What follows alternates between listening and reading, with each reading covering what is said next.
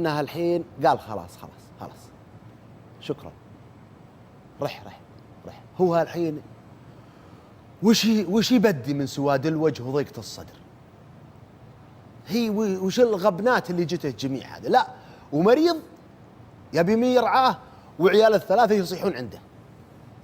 اليوم صار طال عمركم ليل ونهار راسه سذا ولا يهرج ولا كلمة. يوم جاء بعد فترة جو الأطباء قالوا ترى كليته الثانية تعبانة مع الوضع النفسي ومع تقبل جسمه العلاجات وضغط على كلية واحدة تراها مهددة بالفشل الكلوي خلال سنة سنتين بالكثير، فيلزمه متبرع من الآن.